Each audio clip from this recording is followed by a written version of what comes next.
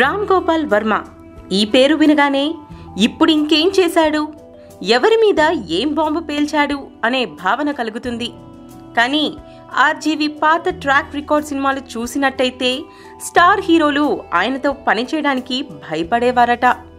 వర్మ నుంచి కళాఖండాలు చాలానే వచ్చాయి.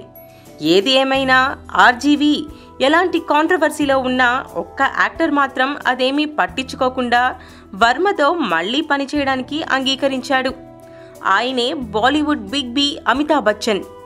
వీళ్ళిద్దరి కాంబినేషన్లో తెరకెక్కిన కొత్త సినిమా సర్కార్ 3.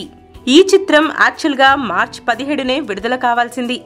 కానీ ఏప్రిల్ 7న వర్మ పుట్టినరోజు నాటికి వాయిదా పడింది. ఏమైందో ఏమో ఆ డేట్కి కూడా సినిమాను రిలీజ్ చేయలేదు. ఇప్పుడు మే 12 అంటూ కొత్త డేట్ ఇస్తున్నారు. మామూలుగా బాలీవుడ్లో సినిమాల్ని ఇలా వాయిదాల మీద వాయిదాలు వేయడం చాలా తక్కువ. అక్కడ ఒక డేట్ పోతే ఇంకో డేట్ దొరకడం కష్టం. అయినా సర్కార్ 3ని మళ్ళీ పోస్ట్పోన్ చేస్తున్నారు. సినిమాకు అనుకున్న ప్రకారం బిజినెస్ జరగకపోవడం, జనాల్లో కూడా ఈ సినిమాపై అంతగా ఆసక్తి కనిపించట్లేదు అని అనుకున్నారో ఏమో. అందుకే రిలీజ్ విషయంలో ఇన్ని అడ్డంకులు. దానికి తోడు వర్మ ట్విట్టర్ కాంట్రవర్సీలు.